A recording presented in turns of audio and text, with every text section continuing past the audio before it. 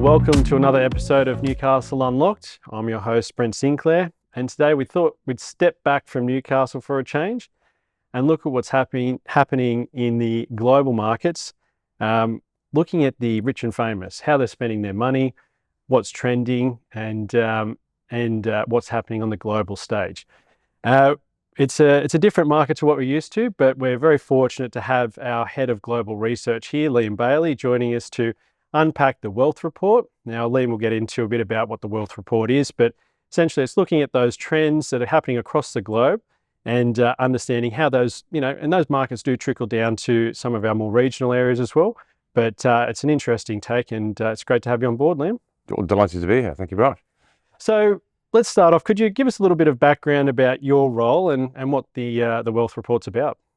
Yeah, so I'm global head of research at Knight Frank, and 20 years ago we decided to investigate, I suppose is probably the word, sort of trends in wealth. So obviously Knight Frank is known, we're very strong commercially, very strong residentially, and that residential arm of our business kind of introduces or gives us access to very rich people, because effectively we're dealing with their kind of primary residences and second homes and so on.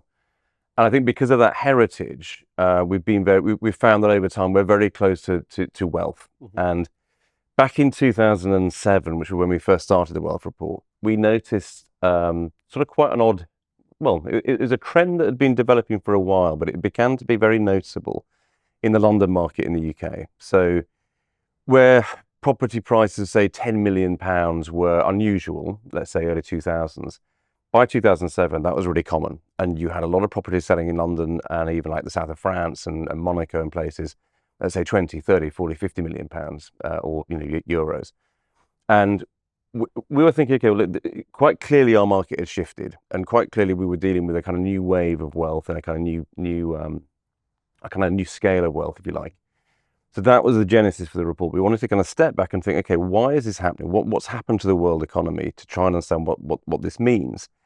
And at the same time, then think, okay, what happens next? How does this pan out over the next few years? And I think it also coincided, just to give you a bit of background, it coincided with, I think, Knight Frank evolving and becoming more global. So we made a deliberate decision back in the kind of mid-2000s to be much more outward looking and much more global in our outlook. That was the kind of the beginning of the Wealth Report. And just to sort of put it in a nutshell, I guess the objective of the report, which is now in its 20th year, the objective of the report every year has basically been to investigate where's the money, where's it moving, and what does it mean for property. That's our sort of our rationale, if you like. Great. And obviously you're dealing with the high net worths, the wealthy. Who do you think it is most relevant for? As you say, you touched on the property, people that are exposed to property, but who do you think it's most relevant for? And what sort of stood out mostly this year? You've been doing it for 20 years. So what's most noticeable this year? Well, your first point about relevance. So as I mentioned, luxury residential kind of took us into this space. And that is clearly the most obvious kind of link and route into wealth, because of that kind of very personal kind of relationship you get with wealthy people, because you're dealing with their homes when you're kind of buying and selling for them.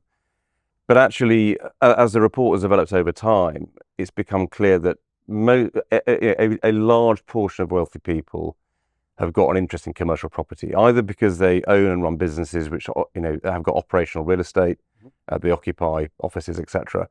Or actually because for a lot of wealthy people, they find real estate a really interesting and quite a compelling asset, because they enjoy the control. I mean, all the reasons that your listeners will be well aware of. The kind of the ability to kind of control and influence the asset performance is something which private clients are particularly interested in. So in terms of that relevance point, we've expanded our coverage over time to kind of not just look at the kind of residential part of the portfolio, but to think about commercial assets as well in detail. In terms of this year's report, I mean, it's interesting. So if I just go back to the beginning, because this is kind of relevant. When we first started the report back in 2007, we actually worked with City Private Bank, and they were our partners for the first 4 years. And the initial report, 2007, we had this idea that there was a research paper that was produced by Citibank Equity Research Team, and it was called Plutonomy. And the idea was really simple, and it was basically the rich are getting richer faster than everyone else. Okay, and the idea was in terms of investment outperformance. If that is the case, the thesis was invest in the businesses, the assets, the companies that sell to the rich, and you will see alpha outperformance. That was the idea of the research note, and that was our starting point. And I wind on to this year's report, so 20 years later, so our 2006 report, and we looked at the level of growth. So we have a wealth sizing model in the report. We estimate the numbers of very rich people around the world. So we take that as $30 million US or more in net assets. And our estimate is that the numbers of very rich people have risen by 5.3% in the past 12 months, which maybe not sounds a big number, but actually that means that if the global economy expanded by about 2.9% last year, it means that actually the wealth population, far outpaced that. So this idea of plutonomy, this idea of increasing concentration and outperformance of wealth is still playing out 20 years later. So that, I think, is probably our sort of key initial takeaway from the report, that, okay, this wealth story is still playing out. And then from that is then our sort of thought process, okay, is in our research that we do in the report is, where's the money? And as I say, where's the money, where's it moving to? I think the one thing that just stands out in this year's report is in terms of our wealth estimates. So if you think about all the wealthy people globally, and we estimate there's I think it's 714,000 very rich people, ultra high net worth around the world. 4 in 10 are in the US, which is remarkable. 2 in 10, give or take, are in China, and the rest of the world's got kind of 4 in 10 to kind of share out. Australia actually is quite interesting because Australia is a relatively strong economy, but actually in terms of wealth, it outperforms and kind of punches above its weight. So our forecast over the next 5 years is the number of very wealthy people will grow by, I think, 32% globally. But in Australia, it's 59% is our forecast. Australia's proved itself to be very capable and very successful at minting fortunes across, manufacturing, primary industries, service sector, and innovation. So actually, I think that, in terms of for your listeners, just thinking through the kind of relevance of the findings to the Australian market, it's massive. There is a strong bedrock of kind of wealth creation and kind of the supports to those themes here in Australia, and that, as we show in the report, kind of filters into property. And just to give you a bit of context for in terms of the relevance of property markets, so we've done work over recent years in the wealth report, which tries to understand how important property is to wealthy people, because this is why we're producing the report, really, because we think there's a huge relevance to understand this market. And 10 years ago, our estimate was the average very rich person had 2.9 homes on average, and it's now 3.7. So actually their consumption of homes has increased over time. And I'll come on to explain that in a bit. But in terms of commercial property, 21% of the wealth portfolio on average is held in commercial property. So investment properties, either direct or indirect, are held. So that's a big slug of wealth. And we also know from last year's survey, so last year's report, that 20%, so a fifth of very wealthy people would like to invest more in property over time. So there's it is a massive read through to all property sectors. Very interesting. And in touching on that, sort of as you've been looking across the globe, and we spoke earlier, how is the political landscape shaping some of the decision making for some of these wealthy people, whether it's property or otherwise? How is that affecting markets across the globe? It's massive. I think politics. All of these things kind of interrelate, but I think I guess it's interesting. If I've described this process of plutonomy, this outperformance of wealth, and which, as I mentioned, was in our report 20 years ago. It's in the report this year as well. And I think it's probably not surprising that in that context, you get a political reaction. So, and it was interesting looking at Mayor Mandami in New York. In his election campaign, he said, "Look, I'm going to tax the rich," and then he's kind of followed through, and he's got permission from the state governor in New York to bring in a pied-à-terre tax. Okay, so that is that's going to happen. We don't quite know what the kind of details are yet, but that's a sort of a relatively kind of big thing that's coming in New York. That was interesting. So 2 weeks ago, I was in New York and then LA to launch the Wealth Report, and in the New York market was a little bit uncertain about how that might play out, but I think relatively relaxed in the sense that the New York market hasn't had strong growth in recent years. It's suffered a little bit post-pandemic. It's been a little bit more subdued. The LA market is really interesting because LA has got in place a ULA tax, it's called, which is basically an affordable housing tax, which is a tax on anyone selling a house over like 5.3 million US dollars. You pay a stamp duty on the sale of your property, which goes into affordable housing. That's the idea. In addition, the billionaire tax is now on the ballot for November. So this idea of a one-off, 5% tax on billionaire wealth is not in yet, but it's now on the ballot for consideration in November. But I think if you think about that kind of plutonomy story and this outperformance of wealth, these reactions you're seeing around the world, and it's not just the US, it's kind of everywhere. It shouldn't surprise us. I mean, this is just what comes with the territory. When you have this period of outperformance, you will see a reaction. But I think, to your question about actually, well, what's the impact of that? I think one of the big themes beyond the kind of the ongoing creation of wealth is this thing about mobility. I mean, wealth has always been mobile. Wealthy people have always been very mobile. But I think that has, and we talk about it in this year's report, this idea of mobility becoming supercharged. So, I mean, my home market of London and UK, we had a non-domicile regime in place for 200 years, which basically meant that rich people could come to the UK, and if you followed various rules and things, you could have no tax on your kind of global worldwide income. You'd have tax on your UK income, but not your kind of worldwide assets. Well, that's been got rid of. We've changed that. We've got new rules in place, but they're nowhere near as attractive. So lots of very rich people have left the UK, but they haven't left permanently. They've retained a property, probably a smaller property in London, and they're in and out of London as a hub. But we're seeing that in many more locations. So going back to that point I mentioned about the average portfolio of houses that rich people have gone from 2.9 to 3.7. That, I think, speaks to this idea of mobility, that actually people are spending less time in one place and more time in multiple places. And I think there is a less willingness to make a permanent bet on a location.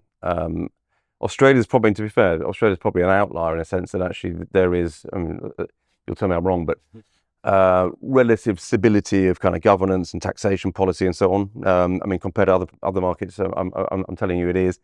But a few wobbles last week, the federal budget. But yes, exactly. I saw that. But I think, lots of locations, people, if you've got a significant wealth, you're maybe just less willing to kind of make that permanent bet that you want to be in that location for the long term. So that mobility story, I think, is a big one. Yeah, interesting. And you've touched on a few markets there, obviously heavy hitters. And you've spoken that generally this year there's been a growth in the wealthy.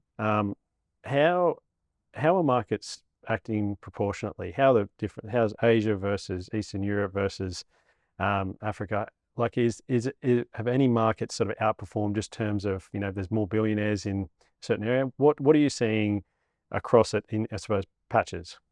Well, actually, I guess there's a mixture of domestic stories and international stories. So, and actually, this is one of the things actually that's quite, I think, interesting for your listeners is, because of and this is a bit of an advert for Knight Frank, but because of our network, we have a big global network, and we all sort of work together across our different jurisdictions.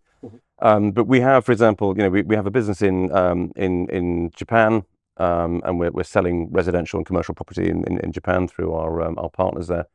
And I was in Singapore 2 weeks ago launching the report, and I spoke to a couple of our Singapore brokers, and they had their clients in the room, and they bought apartments in Tokyo. So we're selling apartments in Tokyo to international buyers, and the Tokyo market it's an incredible story. I mean, prices have risen 59%, in 1 year. So over the past 5 years, Tokyo apartment prices are up 159%. It's incredible. But weak yen, loads of wealth creation in Asia, and actually a desire to access a market that seems very stable for the kind of long term. So that market has been moving very quickly from a kind of low base. Nothing really happened in Turkey kind of for the previous decade, but there is a market that's been driven by international demand. That's what's kind of held that market.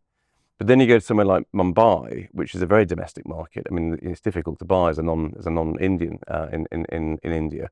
But the Mumbai market is a market that's transforming because of domestic wealth. So we find it interesting because I think in the past 12 months there's been 65 sales in Mumbai over $5 million US dollar equivalent, 320 over $2 million US dollars, and they're kind of lowish numbers from a kind of like a London perspective or a Sydney perspective, but actually in Mumbai's terms that's big, and that's a lot bigger than it was even 5 years ago. So what's relevant in terms of an international audience is that's a domestic market, but then suddenly the brands, the hotel brands, the branded residence guys, they're looking at this market thinking there's opportunity here. This is domestic wealth. There's a massive story in terms of growth of India's economy and that kind of wealth creation story, and therefore people want a part of that.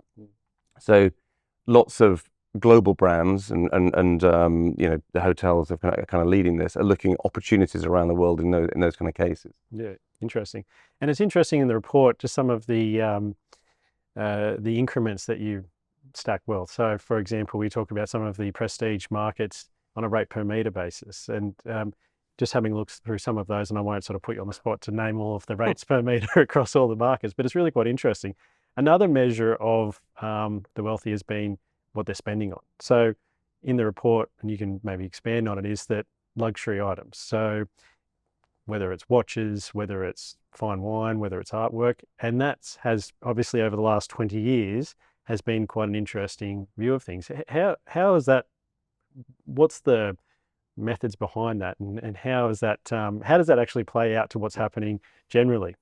Well, it's a very good question. And I think it's a question I get quite a lot within Knight Frank actually. Why on earth am I? I'm a property researcher. I'm writing about classic cars and fine wine and so on. But I think it goes back to we took the decision sort of 15 years ago. It wasn't right at the beginning of the wealth report, but about 15 years ago, to kind of broaden what we were investigating in the report. And we wanted to take a very broad view of the wealth portfolio. So we were touching on financial assets, but a little bit because it's not really our thing. We were focused on property, trying to understand property performance within the kind of wealth portfolio. But then actually these other assets, these kind of collectibles, we knew that they were very interesting to our clients and they're interesting kind of in their own right. But also there's a kind of relevance to property. I mean, we noticed that actually people were kind of collecting on a bigger scale. That was impacting on the properties they buy. So we know, how do I house my art collection, my wine cellar, my car collection, and so on. So these things have got some link to property, slightly tenuous, but it's kind of there. So we started investigating these things, and we built the luxury investment index to kind of track the performance of these assets. And you're right. They are quite volatile. They have been quite volatile. So most luxury collectibles, the art market, fine wine, classic cars, they boomed massively during the kind of post-COVID years, a couple of years just after, during and just after COVID, and then they reached a peak about 2022, and basically rates went up, and then suddenly the world changed a little bit, and they've been in recession since. So the past 3 years has seen most of those collectible markets in some kind of recession. This year's report, we just confirm it's just beginning to turn a corner. I think on average they were down about 0.5%, across the index. But actually, art market, impressionist art, is up 13% in a year. So different sectors have kind of moved. But what I find interesting is kind of standout sales in these sectors. And I've been doing in the presentation I've done to clients on the wealth report. I've kind of pointed at various kind of sales that I think are quite interesting. And there's one which is very, it is a bit tenuous in terms of link to real estate, but I think it's interesting. Is one of the themes in real estate that we think is really interesting, that I think is very interesting, has been this shift in consumer spend. So if you think about this, there is a kind of probably an accepted view, I think, that the affluent consumer, the luxury consumer, hasn't stopped buying stuff, but they're probably dedicating more of their discretionary spend to experiences and so on. So over the past 3 or 4 years in particular, the luxury hospitality world has been booming and has done very well. And I think there is a view that here is a sort of a big shift in the market, that there is a big growth in this kind of luxury experiential hospitality kind of spend, and it's fed into hotels, private members clubs boom, the wellness kind of boom, etc. Now on that, when you think about, so lots of our family office interviewees this year that we interviewed for the report, they said, look, we're really keen to get into that hospitality space. But there's a recognition that, and any of your listeners who are kind of in that space will know, this is unbelievably complicated, really competitive, a very difficult market to get right. And everybody is working very hard to kind of to sort of compete in this space. But talking to the hoteliers and to the hotel groups for the Wealth Report, and also for our recent residence report that we did at the end of last year, they are massively interested in thinking, how do they differentiate their assets? They know that you're moving from experiences into kind of wellness, longevity, and all these other areas, and there's a sort of feeling that everyone there's an arms race in the hospitality arena. Try and move your brand forward to kind of differentiate yourself. I'll go back to the luxury goods market. So there was a sale last year of so we track handbags. So collectible handbags have been in the index for about 5 years. It's a niche market, but it's a growing market. Now in the handbag world, and you will know this, there is one collectible handbag which everyone wants, which is a Birkin bag, the Hermes Birkin, and I don't really know. They probably sell for, like, say, $10,000, $20,000 or whatever for a new one. Your listeners probably say. I was going to say, I hope you got that right. I probably got it wrong. But people will buy them and they wrap them in bubble wrap, stick them away, never use them. So they're kind of pristine. The bag that sold last year, I think it was September last year, and it was a sale of Jane Birkin's Birkin bag. So the original Birkin that Hermes made for Jane Birkin, which gave this bag, that's how the bag came about. But Jane Birkin's Birkin bag sold for $10.1 million.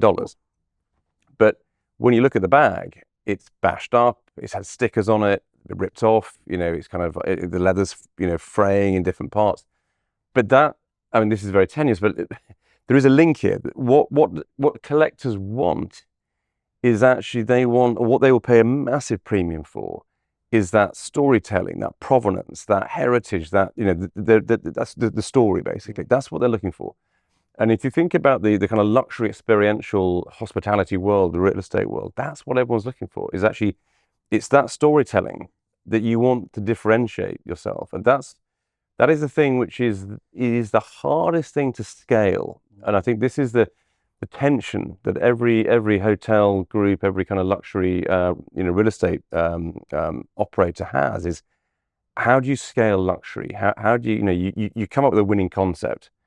How do you roll that out at scale? That is so hard. And I think that's where it's a huge opportunity, because it can be done, but it's a real challenge. Very interesting. And in that same vein, what about trophy homes and in that prestige market? You've mentioned that the ultra wealthy are much more mobile nowadays. Obviously, you mentioned about Tokyo, the growth there. But where are you seeing, and even the supply of ready-built trophy homes for people to move in? I think that was mentioned as a real trend, to be able to walk in and move into something quickly. How are you seeing that play out over markets? Is that something that's at the forefront? Yeah, I think there's probably a common theme in pretty much every market that we cover, and I know it's an issue here in Australia. We were in Brisbane yesterday launching the report, and it's a big issue there in terms of cost of construction. So actually, because since the pandemic, construction inflation has been significant.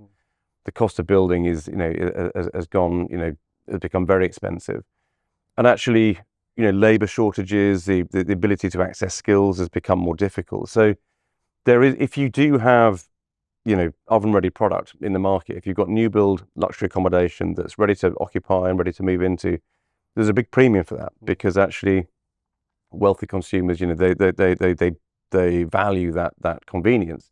But also there's a reticence at the moment, in a way there probably wasn't 5 or 6 years ago, pre-COVID, to take on projects. So some people are very happy to take on a project that will take a couple of years to kind of develop their perfect home.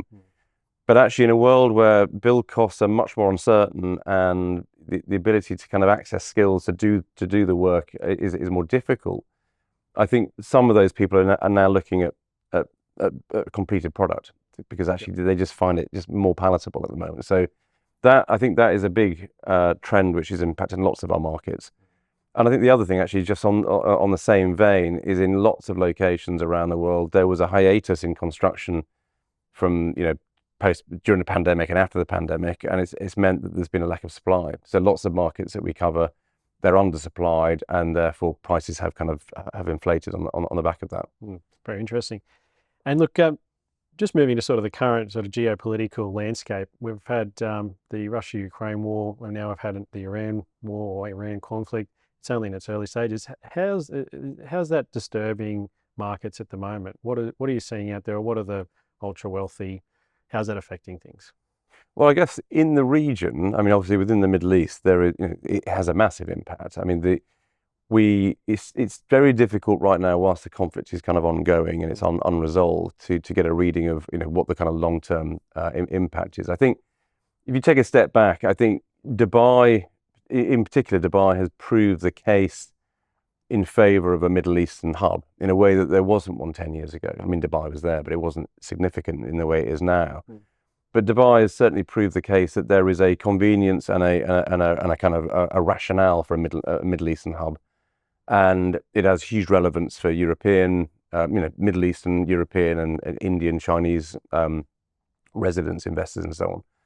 I think just how that plays out post-war is just difficult to kind of assess right now. In terms of data, we are aware that the market is still moving. Sales are happening. Transactions are still moving on. It's just difficult to get a kind of detailed reading at the moment. Yep. I think it's interesting when we normally we launch the report the first Wednesday of March every year. And actually, we delayed it this year because we wanted to do a launch party in London, and we wanted to do a drinks event, and we wanted it to be sunny.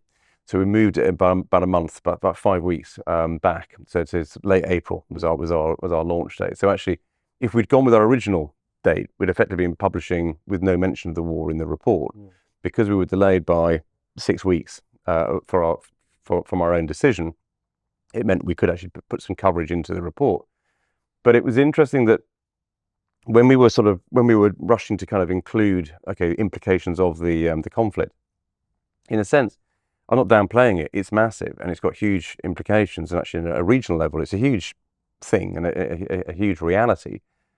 But actually, at a global scale, it's just another shock. And we've had so many. I think it's a continuation, or it's a prolonging of this energy crisis, inflation, sticky inflation, slow adjustment in interest rates. I think we're in a world, and it's actually interesting from the family office survey that we did in this year's report. Some of the comments we got from families about how they're positioning themselves for the real estate market over the next few years is this expectation that don't expect yield compression, don't expect the market to save you or rates to save you. It won't happen. So actually, you've got to look forget cyclical trends. You've got to look for structural growth, because there was a great quote, which I hope I can remember, which was basically, think about real estate, or invest in real estate where you know that demand is inevitable. That was the quote we got from one of the families. So pointing to those sectors where you just know that irrespective of what's happening in the economy in the world, you know that there will be demand for. So I don't know, in lots of locations, housing affordability is underpinning self-storage, that kind of thing. So the AI boom continues to kind of feed into data centers and energy supplies. But there's just those areas where you know that there is a kind of structural underpinning which will continue. But in the wider market, it's going to be tougher, because you're not going to get that yield compression over the next few years unless we get a break from this kind of inflation cycle. Yeah, very interesting. And to sort of finish off, just reflecting back on Australia and the outlook for us and where you see things going, what do you see happening over the next year to 2 years, and how are we stacking up globally?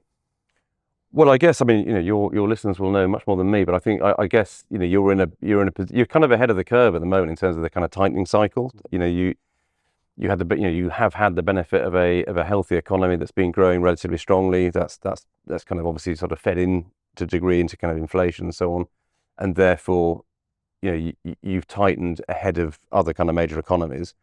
And obviously that's going to put a little bit of lid on growth, and actually there might even be some sort of price adjustments in some markets. But I think, to step back from that phenomena, I mean, ultimately you've got a market which, I mean, to my reading, and I hope this doesn't sort of disagree with your listeners' views, but you've got a strong growing population, you've got a relatively healthy economy, and you're undersupplied with housing. So in terms of housing, the housing outlook, I think you can sort of see long-term pressures upwards on rents and prices. I mean, that's not great news for the younger households trying to get into the market, but in terms of people kind of looking at in terms of investment prospects, then this is a healthy market.